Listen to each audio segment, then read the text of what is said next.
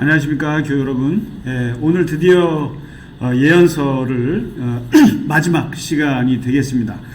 어떻게 보면 예언서라고 하기에는 좀 어려운 면이 있는 그 다니엘서를 오늘 공부하게 됩니다.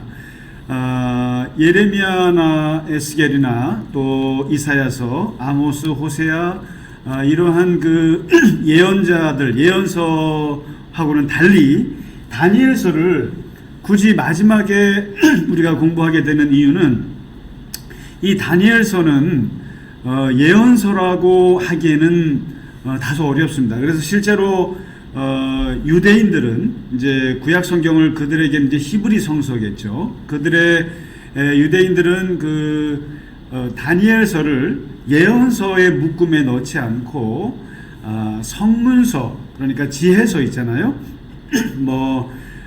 시편, 또 잠언, 전도서 이런 그 성문서의 이제 분류에다가 넣습니다. 왜 그러냐면은 이 다니엘서는 사실은 그 예언서하고 다른데, 예언서 같은 경우는 이제 예언자들이 선포하지 않습니까?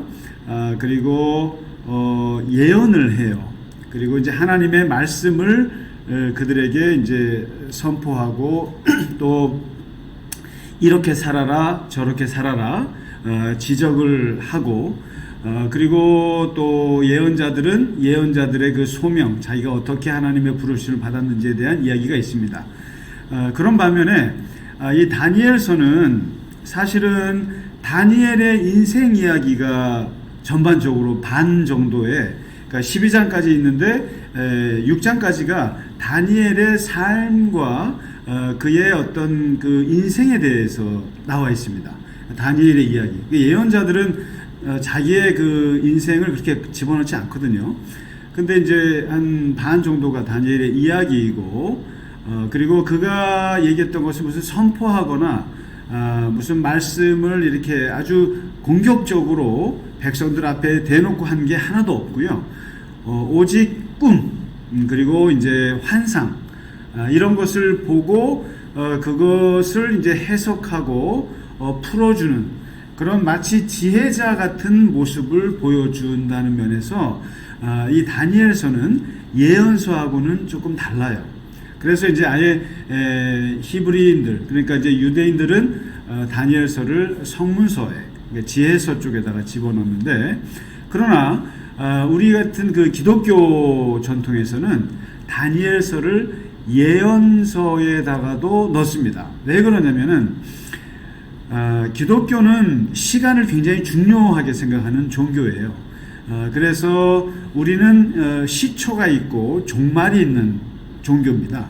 마치 무슨 역사가 윤회하듯이 돈다고 절대 믿지 않고 우리는 처음과 끝이 있어서 끝을 향해서 나아가는 종말론적인 시간관을 가진, 역사관을 가진 종교가 기독교인데, 그런 면에서 다니엘서를 잘 보시면 최초로 구약 성경에서 종말론적인 메시지가, 구도가 잡혀 있는 것이 바로 이 다니엘서입니다.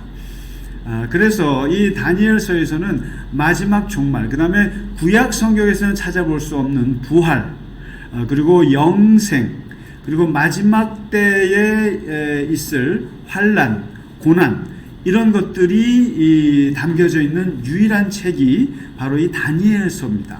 그래서 이 다니엘서는 마치 후반부로 갈수록 보면 요한계시록의 환상을 보는 거랑 너무나 비슷합니다. 그래서 다니엘서를 뭐라고 얘기를 하냐면 묵시록이라고 합니다. 묵시문학이라고 이제 얘기를 합니다. 묵시문학. 이 묵시문학은 아포칼립스죠.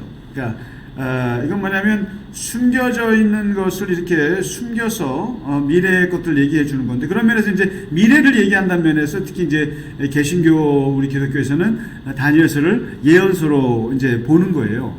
보는데 이 다니엘서를 이해하려면 그 역사적인 배경을 몰라서는 왜 이런 내용들이, 사자굴이 나오고 풀무불에 던져져서 살아나고 뭐 이런 것들이 왜 나오는가? 그것은 이 다니엘서만큼은 BC 604년 정도 될 거예요, 아마. 604년, 605년 정도. 그때 이제 다니엘과 그 세 친구들이 이제 바벨론으로 이제 포로로 귀족 엘리트들만 뽑아가지 않습니까? 끌려가는 때부터 시작해서 BC 64년 정도죠. BC 주전 164. 이게 이 정도로 긴 세월에 걸쳐서 쓰여진 책이라고 봐야 됩니다. 그러니까 다니엘서 1장부터 12장까지의 모든 내용이 바벨론 포로 끌려갈 때부터, 이게 BC 164년이라는 게 언제냐면은 헬라 시대예요. 헬라 시대에 이제 제가 조금 이따 말씀드리겠습니다만 헬라 시대까지의 모든 배경이 다 나와 있어요. 그러니까 그러면은 다니엘이 이때부터 몇백 년을 살았던 사람이냐? 그렇지 않고 이게 이제 여러분 모세오경이다 그러면은 모세가 직접 썼다라고 하는 것이 아니라 옛날 고대 글쓰기 방식이라는 게 그렇습니다. 모세의 이름으로 책을 내는 거예요. 이사야다 그러면 이사야가 이걸 쓴 것이 아니라 이사야의 선지자의 이름으로 책이 나가는 거예요. 예레미야서는 예레미야가 말한 거지만 예레미야의 이름으로 나가고 쓴 것은 제자 바룩이 쓴 거란 말이에요. 그런 것처럼 고대 시대 그때는 유명한 지혜자라든가 선지자의 이름으로 나가요. 그런 면에서 이제 다니엘서다 그러면 다니엘이 이것을 썼다 그러면은 몇백 년을 살아야 되는데요. 마치 바벨론 70년, 페르시아 200년, 그리고 헬라 시대 269년. 그러면은 거의 다니엘이 300년, 400년을 살았다는 얘기인데 그럴 수는 없는 것이고, 이것이 쓰여진 데는 BC 2세기경, 바로 이때 헬라 시대에 다니엘의 이름으로 쓰여진 거예요. 그러면 이제 바로 이 시기가 어느 시대인가? 이 다니엘서의 내용을 자세히 보면 이 시대를 이해하지 않고는 다니엘서의 내용을 사자굴이나 풀무불이나 엄청난 환상들을 이해할 수가 없습니다. 그러니까 이제 한번 이 역사를 좀 보셔야 되는데요. 늘 제가 말씀드립니다만은 바벨론 제국의 시대, 포로 시대가 70년이 전개되고, 그 다음에 여기에 보면 이제 바벨론 메대가 나오고, 바사가 나옵니다. 바사가 페르시아잖아요. 페르시아. 이 메대, 여기 그 메소포타미아 지역에, 지금 이제 이라크, 이란, 그쪽 그 지역에, 그 당시에 이제 이 제국의 경쟁은 바벨론과 메대와 바사, 이 세 나라가 이제 서로 싸우고 커지고 작아지고 이제 이런 거였는데, 바벨론 시대는 바벨론이 잡은 거예요.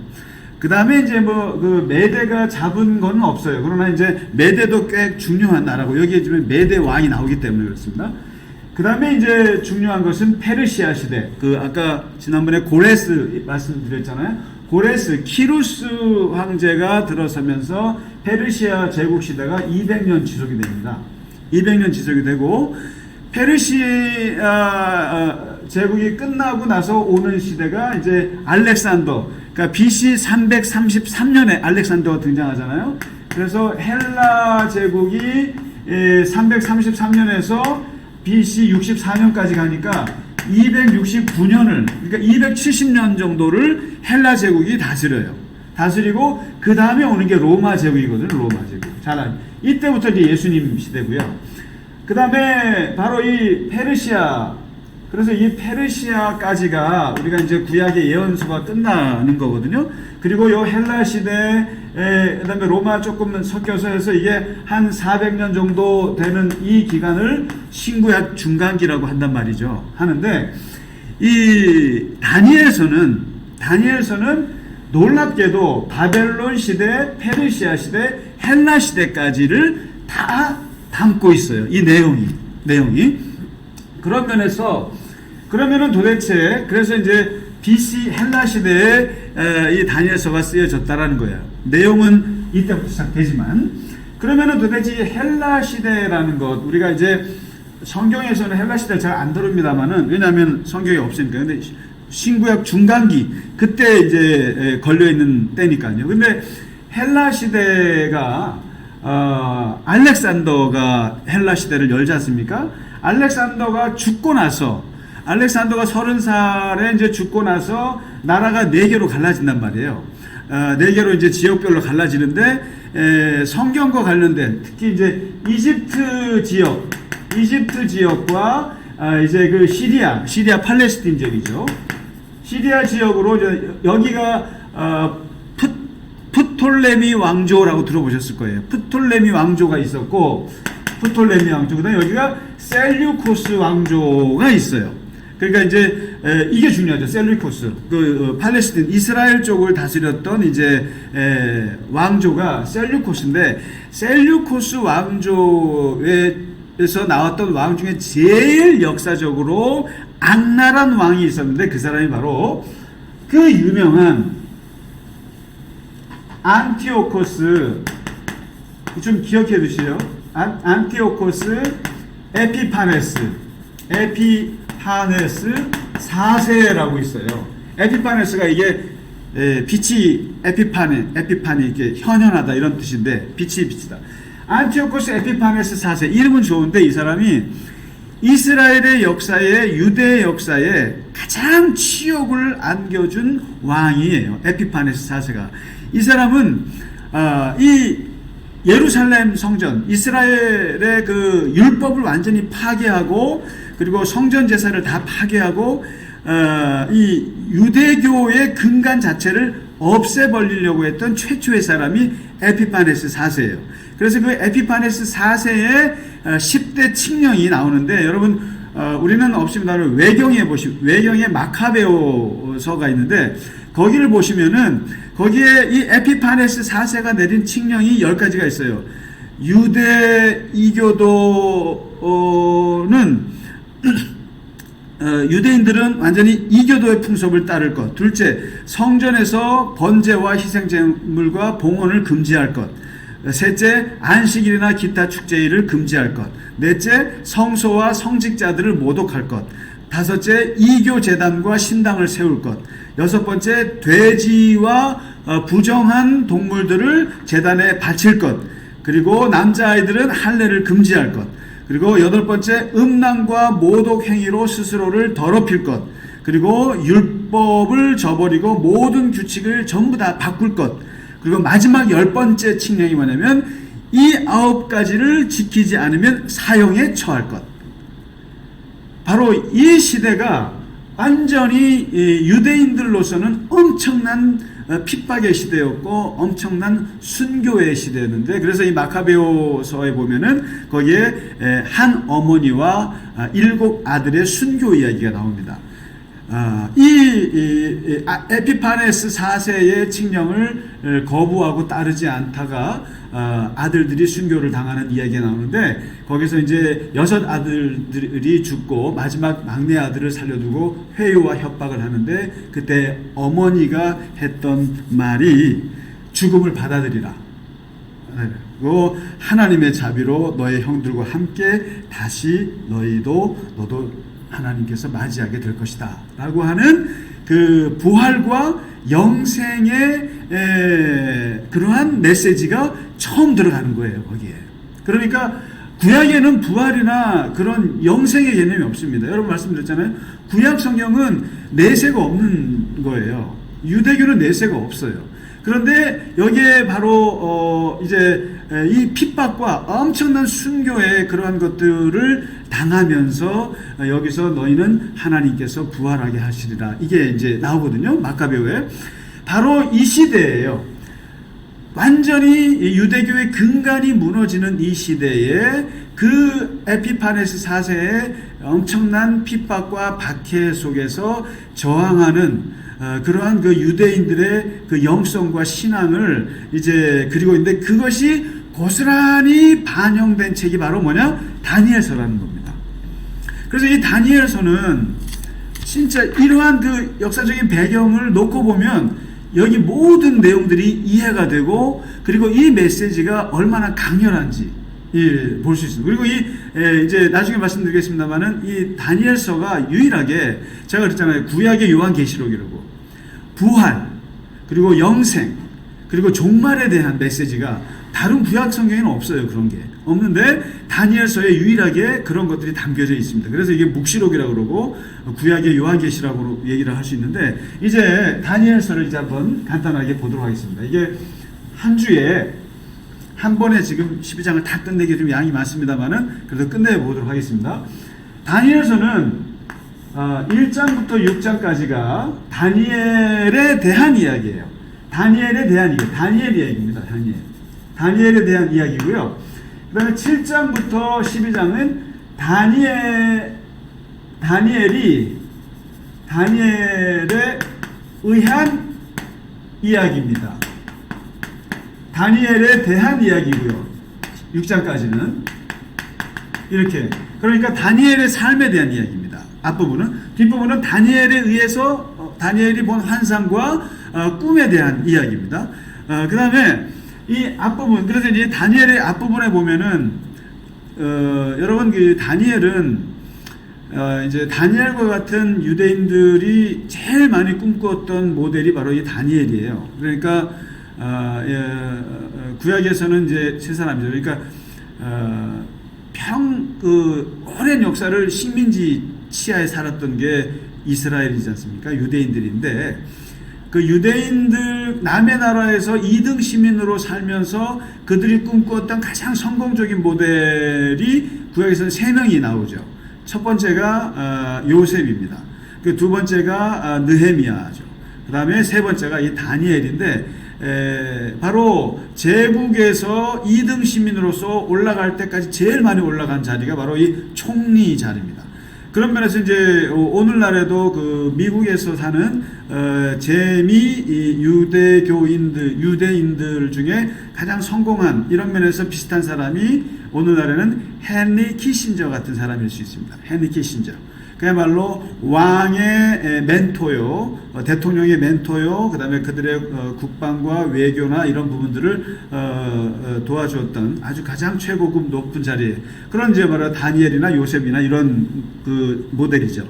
그런 면에서 이제 다니엘은 성공한 사람인데, 이 다니엘의 1장부터 6장까지 보면은 이제 그 다니엘과 세 친구들이 이제 끌려가지 않습니까? 그리고 바벨론은 기본적으로 포로들 중에 인재를 뽑아가지고 인재들을 키워가지고 이제 제국을 다스리는 경영 방식을 썼는데, 얘네들을 이제 어렸을 때부터 데려가가지고 교육을 시키죠. 근데 여기에서 이제 그 이방 민족 문화와 이제 유대교 그 율법 문화 속에 있는 다니엘과의 이제 이런 마찰들이 생겼는데, 첫 번째가 음식 문제가 탁 터지죠.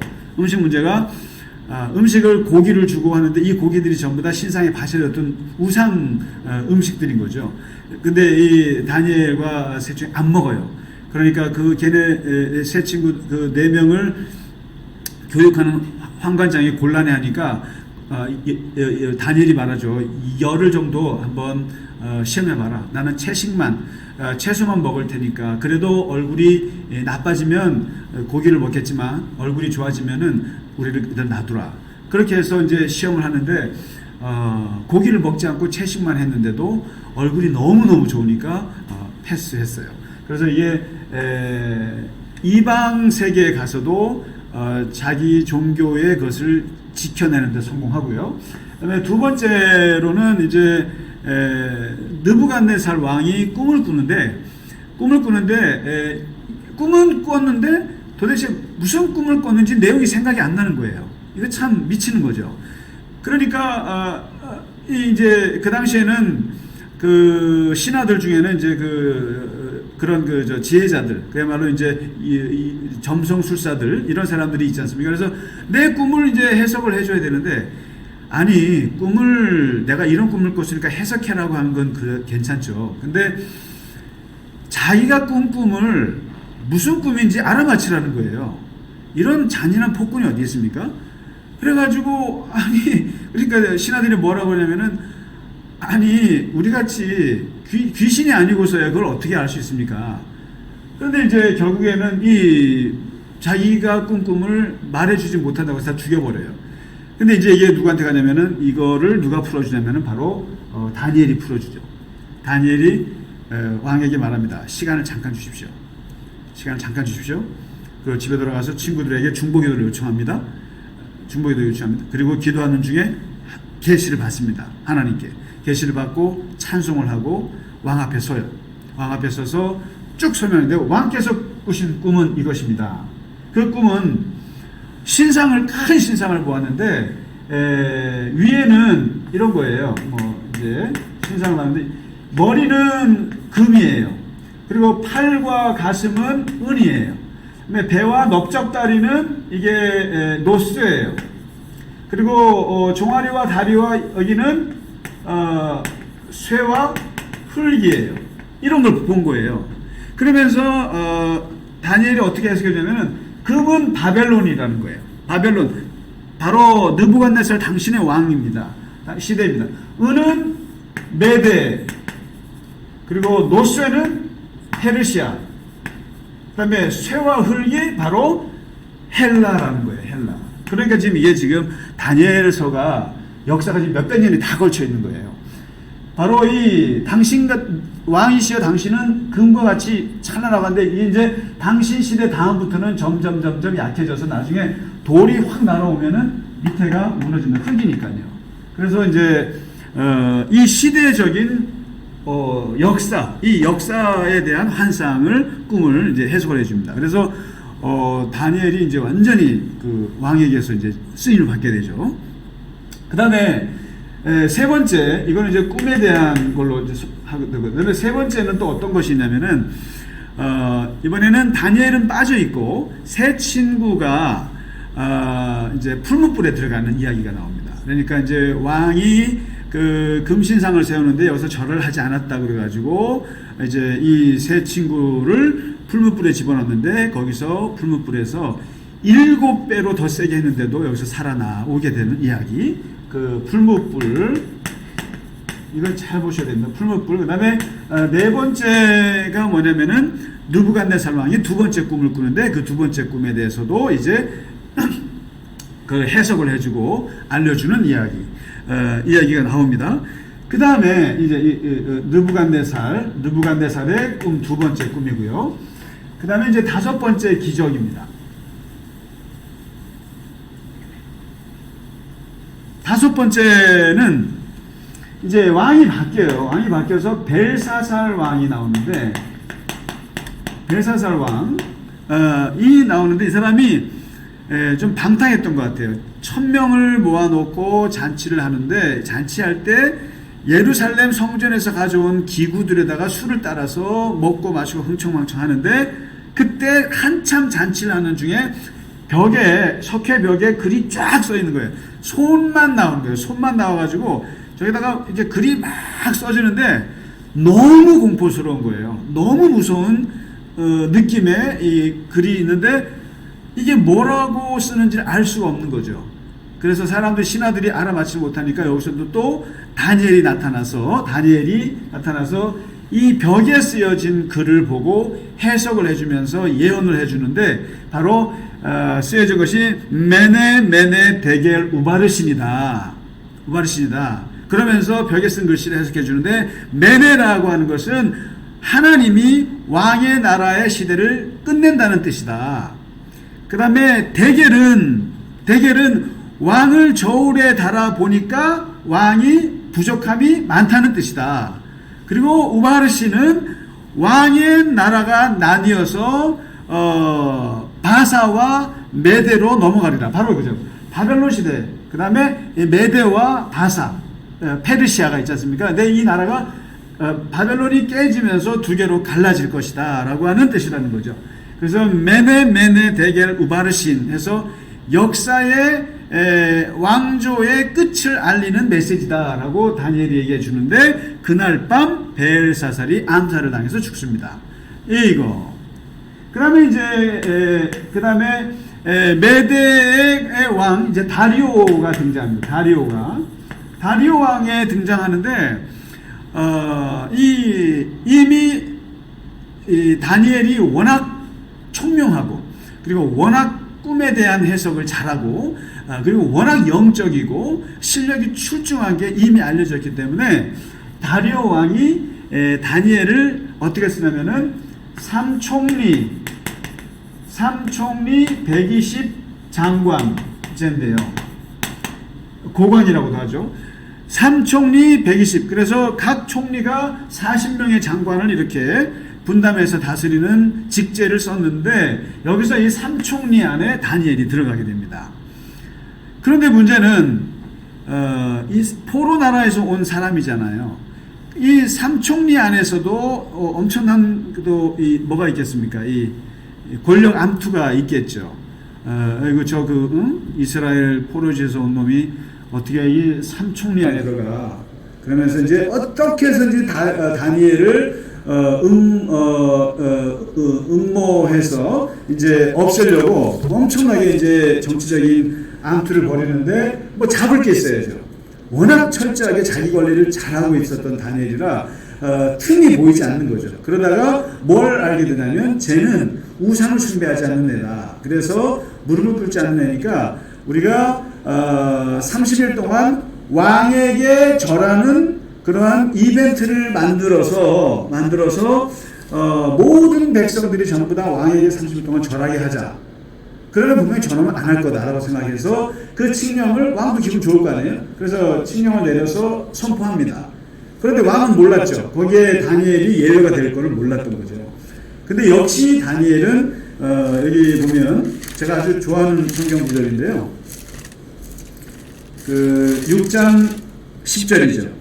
다니엘이 이 조서에 왕의 도장이 찍힌 것을 알고도 자기 집에 돌아가서는 윗방에 올라가 예루살렘으로 향한 창문을 열고 전에 하던 대로 하루 3번씩 무릎을 꿇고 기도하며 그의 하나님께 감사하였더라. 결국 이제 왕에게 절은 안 하고 하나님께 절하고 예루살렘을 향해서 기도하고 그렇게 감사했던 이 신앙을 지켰던 다니엘에게 돌아온 것은 바로 사자굴이죠. 여기서 사자굴. 다리오로서는 자기가 가장 아끼는 신하인데 자기에게 절하지 않은 것 때문에 자기의 그 종교를 지키는 것 때문에 사자굴에 끌려가게 되는데 놀랍게도 사자굴에서 죽지 않고 살아났다라는 거죠. 살아났다. 자, 그러면 이게 뭘 얘기하는 거죠? 이제는 풀무불에 들어가는 문제, 그 다음에 사자굴에 들어가는 문제, 그리고 음식을 거부한 문제, 이 모든 것들이 다 뭐냐면은 유대교의 율법, 그 이스라엘의 그 율법을 지키기 위해서 이방 문화와 싸워서 그래도 자기들이 살아났다라고 하는 기적 같은 신앙의 영웅담이에요. 이게 영웅담이죠. 이게 도대체 뭐냐? 바로 아까 에피파네스 사자가 내렸던 그 헬라 시대의 엄청난 유대교 핍박의 그 시대에 바로 이런 이야기들이 지금 힘을 주고 있는 거죠. 자, 그래서 이제 1장부터 6장까지의 요 이야기가 이제 다니엘에 대한 이야기가 끝나고요. 그 다음에 이제 7장부터 12장 그 뒤 후반부는 다니엘의 환상에 대한 얘기입니다. 환상. 다니엘이 이제 환상을 보고 그 꿈을 꾼 이야기들을 지금 자기가 이제 1인칭 관점에서 쓰고 있는데 첫 번째가 내 짐승 환상을 봅니다. 내 짐승. 보세요. 이제 1장부터 6장까지는요, 바벨론에서, 그러니까 이방 민족을 위해서 다니엘이 살았던 사람이라 친이방적인 메시지예요. 친이방적인데, 이제부터 7장부터는 아주 반이방적인 페르시아나 헬라나 바벨론이나 이방 제국들에 대한 아주 그 반감적인 그러한 그 메시지들입니다. 내 짐승 환상을 보는데 여기에 보면은 사자가 나오고요. 사자가 나오고 곰이 나오고 표범이 나오고 그리고 무서운 이름 모를 짐승이 나와요. 이게 나옵니다. 이건 다 뭐냐라고. 사자는 바벨론이에요. 다시 말하죠. 바벨론. 곰은 메대를 뜻합니다. 메대. 표범은 바사, 페르시아를 뜻합니다. 그리고 이 무서운 짐승은 바로 헬라 제국을 말해요. 헬라 제국. 이 네 짐승이 막 엎치락 뒤치락 하면서 역사를 주관하고 막 하는데, 이때 이 네 짐승 앞에 나타나는 존재가 있는데, 이게 바로 인자라는 말이었습니다. 인자. 여러분이 인자라는 말을 어디서 많이 들어보셨습니까? 예수님이 당신을 가리킬 때 인자가 머리 둘 곳 없다라고 얘기했는데, 인자, Son of Man. 그러니까 인자를요, 단순히 Son of Man, 사람의 아들. 그러니까 이거를 이제 뭐 인자한 사람, 어질 인자로 생각하시면 절대 안 됩니다. Son of Man, 사람의 아들이란 뜻이에요. 그래가지고 이제 옛날에 한때 성경 우리가 번역할 때 예수님 인자를 사람의 아들로 번역했다가 모욕스럽다고 막 막 반대가 일어나가지고 이 인자를 그냥 인자라고 쓰기로 했어요. 어디 예수님을 사람의 아들이라고 표현하냐. 근데 원래 여기서 인자는 어질 인자가 아니라 사람 인자, 사람의 아들 맞아요. 맞는데 그렇게 단순하게 사람의 아들이라고 볼 것이 아니라, 이 인자는 어디서 온 말이냐면은 이 다니엘서에서 온 말이에요. 다니엘서에서. 여기서 말하는 인자는 하늘에서 온 메시아 같은 분이에요. 메시아 같은 분이고 구원자 같은 분이에요. 아주 초월적인 인물이고, 그리고 엄청난 그 능력을 가진 존재가 이 인자예요. 인자가 등장합니다. 근데 인자가 등장해서 나라를 다스리고 이 짐승들을 다스리고 이런 것 나옵니다. 그래서 이 7장에 보면은 인자가 구름을 타고 오셔서 권세와 영광과 나라를 주고 모든 백성과 나라들과 다른 언어를 말하는 모든 자들이 그를 섬기게 하였다. 그래서 결국에는 우리가 볼 때는 사자나 곰이나 표범이나 무서운 짐승들이 이 세상을 주관할 것 같지만, 궁극적으로 이 세계와 역사를 주관하시는 분은 인자다. 바로 이 인자가 바로 예수 그리스도로 우리는 믿고 있는 거죠. 우리가 신약에 와서는 예수님을 인자라고 표현합니다. 바로 그 인자의 오리지널 버전이 바로 다니엘서라는 거, 재밌는 거죠. 그 다음에 두 번째 환상을 보는데요. 두 번째 환상은 순양과 순염소를 봅니다. 순양과 순염소를 보게 되는데, 이 순양은 뭘 뜻하냐면은 바로 메대와 바사를 뜻합니다. 메대와 페르시아를 뜻합니다. 그리고 순염소는 바로 헬라를 뜻합니다. 이 계속 이 나라와 이 제국의 역사들이 나옵니다. 그러니까 이제 다니엘이 예언하고 있는 보고 있는 그 환상과 꿈들은 전부 다 역사적인 얘기입니다. 아주 큰 얘기들을 합니다. 거대한 제국의 역사들의 흐름들을 보여주고 있고요. 그 다음에 이제 세 번째 그 다니엘이 어떤 내용이 나오냐면 9장입니다. 다니엘서 9장은 다니엘의 유일한 기도예요. 기도가 나오는데 이게 뭐냐면 역사 회개 기도라고 말할 수 있습니다. 우리가 왜 이렇게 됐는가?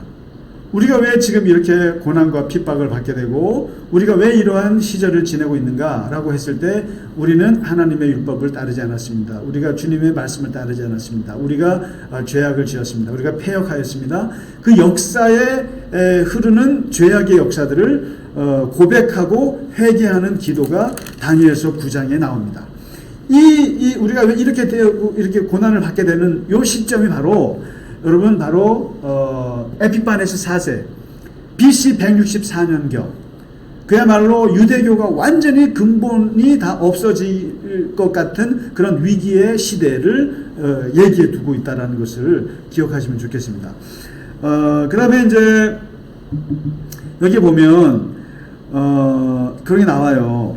그러니까 장차 한 왕이 와서 성읍과 성소를 무너뜨리고 완전히 황폐하게 될 것이고 그리고 제사와 예물을 금지할 것이며 가증한 것이 날개를 의지하여 설 것이며 종말까지 진노가 황폐하게 하는 자에게 쏟아지리라. 이게 뭐냐면 바로 에피파네스 4세가 그 10가지 칙령을 내려서 이스라엘 유대교를 뿌리째 없애려고 하는 그 시대를 지금 얘기하고 있는 거예요. 이게요. 그게 다. 그 다음에 이제 마지막 12장에 여러 개 이제 몇 개 환상이 있습니다만은 마지막 12장이 중요한데요.